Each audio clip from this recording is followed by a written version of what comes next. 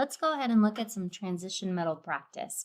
So the first thing we're going to do is turn the chemical name into an ionic formula, and then we're going to take an ionic formula and break it apart into cations, anions with their charges, coefficients, and the total number of ions. So let's start with copper 2 fluoride. This 2 right here in our Roman numerals tells us what the charge of copper is. So that's a really easy way when we're looking at our chemical name to determine which ion of copper or which transition metal ion we're looking at. So the cation, remember, is the positive ion. The anion is negative. So copper 2, we know that the copper is our metal, and it's written first, and it's a 2 plus because of this 2 plus Roman numeral. That's what the Roman numeral means. Fluoride, the root of that is fluorine, so that would be a capital F. And since fluorine is a main group element, it's in group 7A, it's always going to have the same charge with 1 minus. Remember, we don't write the 1. So there's two ways to think about this. We can crisscross the charges, or we can think, well, how many of each one do we need in order to get a net neutral compound? So copper's a 2 plus, fluorine's a 1 minus. We would need 2 fluorines for every 1 copper, so CuF2. This is copper 2 fluoride. So remember, transition metals can have more than one charge because they can lose electrons from more than one place. And so that's why we have these Roman numerals that tell us what the charge is of that particular ion. So next up is manganese 2. So again, the 2 is telling us that it is a 2 plus charge. Manganese is our metal or a cation, so Mn for manganese. 2 plus for our charge. Oxide, the root of that is oxygen. Oxygen's a main group element. It's monatomic. It's in group 6A. It always has the same charge, which is 2 minus.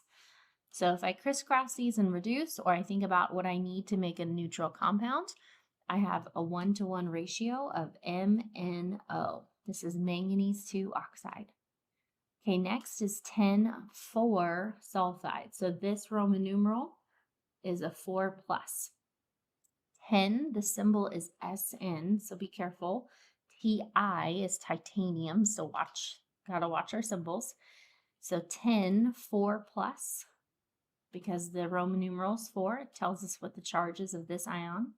Sulfide, the root of that is sulfur, which is also in group 6A like oxygen, so it will always make a 2 minus charge. So when I crisscross this, okay, I'm going to have to look and see if I can reduce. So the Sn, let's make a note right here. Sn, if I crisscross this, 2O4. Well, this can be reduced. So just like our in math, you want to reduce what your functions, you want to reduce our symbol. So this can both be divided by 2. So the lowest ratio would be SnO2.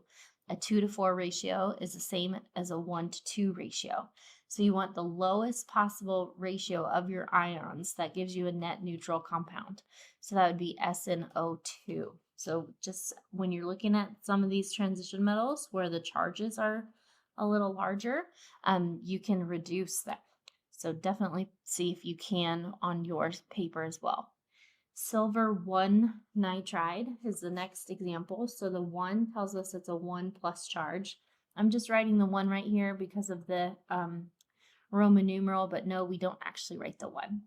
So silver is Ag. Be careful, it's not Si, that's silicon, and it has a +1 charge. Nitride, the root of that is nitrogen, so that's a capital N. It's in group 5A, which means it's always going to have the same ionic charge of 3 minus. So when I crisscross these, or I think about what I need in order to get a neutral compound, it would be Ag3N, because I need 3 pluses for every 1 3 minus in order to get a neutral compound. The last one that we have on our list is iron 3 oxide. The 3 tells us that this particular iron is the 3 plus, because iron can be a 2 plus or 3 plus. So that's what this tells us. So iron is Fe, and our charge is 3 plus. We got that from our Roman numeral. Oxide, Again, oxygen is in group 6A, so it will always form the same 2 minus charge.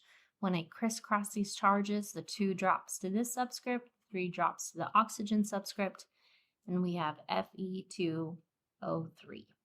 Okay, now we're going to break apart the formula with our cations and our anions and our total number of ions.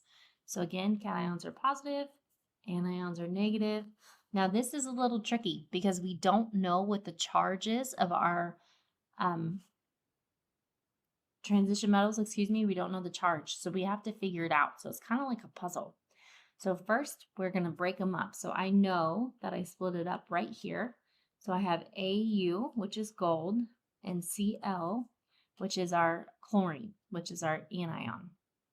Okay, now we're kind of going to work backwards. So we're going to focus on the one we know, which is chlorine. So we know chlorine because it's a main group element and it always forms the same charge.